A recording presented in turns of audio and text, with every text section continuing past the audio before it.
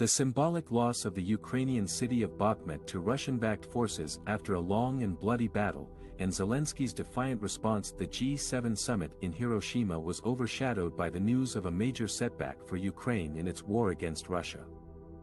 On Saturday, Russian-backed separatists announced that they had captured the strategic city of Bakhmut, after months of fierce fighting.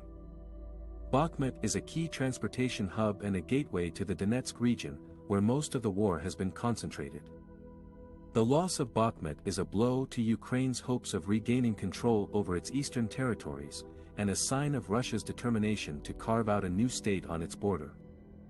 Ukrainian President Volodymyr Zelenskyy reacted with defiance and anger to the news of Bakhmut's fall. He accused Russia of violating the ceasefire agreement and the international law, and vowed to continue the fight until every inch of Ukrainian land is liberated. He also appealed to the G7 leaders and other allies to stand with Ukraine and increase their support for its defense and security. He said that Ukraine is not only fighting for its own sovereignty, but also for the peace and stability of the whole world. Zelenskyy's message resonated with the G7 leaders, who expressed their solidarity with Ukraine and condemned Russia's aggression.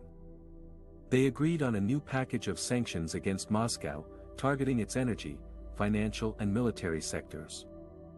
They also pledged to provide more military aid to Ukraine, including training on F-16 fighter jets, artillery, ammunition and rocket launchers. They also invited Zelenskyy to join two separate sessions on Sunday, one with the G7 members only, and another with other invited countries, to discuss the situation in Ukraine and possible ways to end the conflict.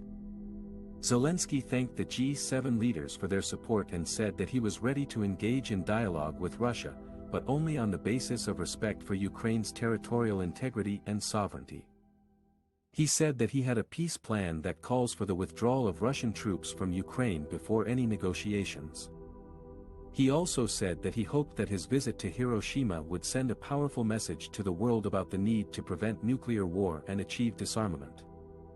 He said that Ukraine knows firsthand the horrors of nuclear weapons, as it suffered from the Chernobyl disaster in 1986. Zelenskyy's presence at the G7 summit was seen as a sign of his determination to keep Ukraine on the global agenda and to rally international support for his country's cause. However, it also highlighted the challenges and risks that he faces in his quest to end the war and restore Ukraine's territorial integrity. With Russia showing no signs of backing down and continuing its military buildup near Ukraine's borders, Zelenskyy will need more than words and promises from his allies. He will need concrete actions and commitments that can deter Russia from further escalation and aggression.